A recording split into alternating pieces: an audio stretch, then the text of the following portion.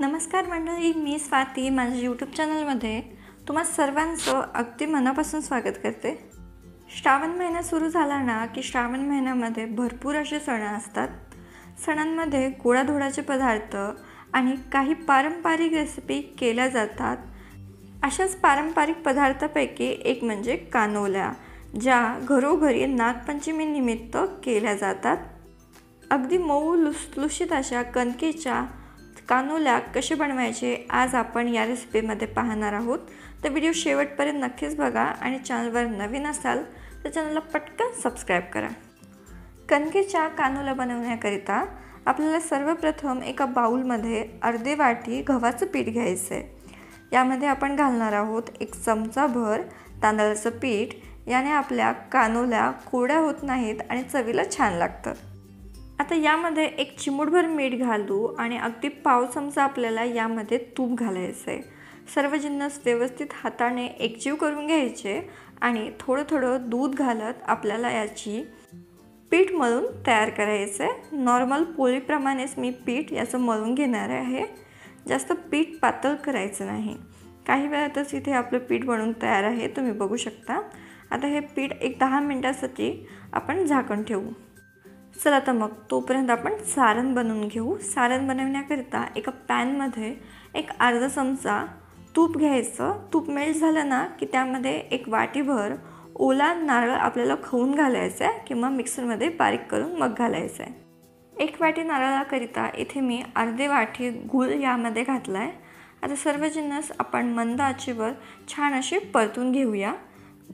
हे सारण जसं शिजतं तसं गुळाला पाणी सुटायला लागतं आणि त्या पाण्यामध्येच आपलं हे सारण व्यवस्थित असं शिजून तयार होतं।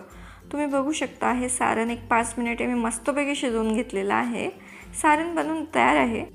सर्वात शेवटी अर्धा चमचा साखर आणि वेलचीची पूड मी यामध्ये घालत आहे आणि छान अशी मिक्स करून घ्यायची आणि हे सारण पूर्णपणे थंड करून घ्यायचं।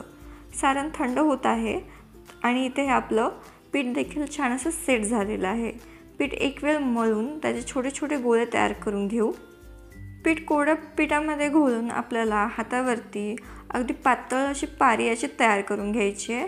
पारी अजिबात जाड ठेवायची नाही, अगदी पातळ अशी पारी आपण तयार करून घेऊया। इथे आपली पारी तयार करून झालेली आहे, तुम्ही बघू शकता। यावरती आपण बनवलेलं सारण ठेवायचं आहे। अगदी हलकंसं स्प्रेड करून घ्यायचं आणि ही पारी आपल्याला व्हिडिओमध्ये दाखवल्याप्रमाणे बंद करून घ्यायची आहे। अगदी करंजीप्रमाणे आपल्याला ही पारी बनवून घ्यायची आहे आणि इथे तुम्ही बघू शकता इथे आपले कानोले बनून तयार आहेत। याच पद्धतीने सर्व कानोले आपण बनवून घेऊया। कानोले स्टीम करण्याकरिता इथे मी एक स्टीमरची ताट घेतलेली आहे। याला आपण तूप लावून घेऊ। हलकंसं तूप आपल्याला लावून घ्यायचं आहे जेणेकरून कानोले याला चिटकणार नाही।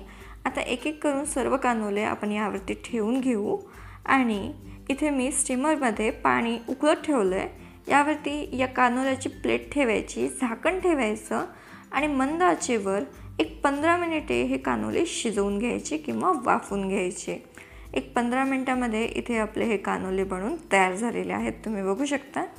आता स्टीमरची प्लेट काढून घेऊ आणि हे कानोले आपण काढून घेऊया। तुम्ही बघू शकता हे कानोले अजिबात प्लेटला चिटकत नाहीत। आता इथे आपले नैवेद्यासाठी बनवले जाणारे कानोले बनवून तयार आहेत। नागपंचमीकरिता हे कानोले बऱ्याच भागांमध्ये केले जातात, चवीला अगदी अप्रतिम लागतात। तर एक वेळा नक्कीच करून बघा, कसे झाले कमेंट बॉक्सद्वारे आम्हाला कळवा। आजची ही रेसिपी आवडली असेल तर व्हिडिओला लाईक करा, तुमच्या फ्रेंड्स आणि फॅमिलीसोबत जरूर शेअर करा। जर तुम्ही माझ्या चॅनलवर नवीन असाल तर चॅनलला सबस्क्राईब करा। लवकरच भेटूया अशाच एका नवीन रेसिपीसोबत। तोपर्यंतसाठी धन्यवाद।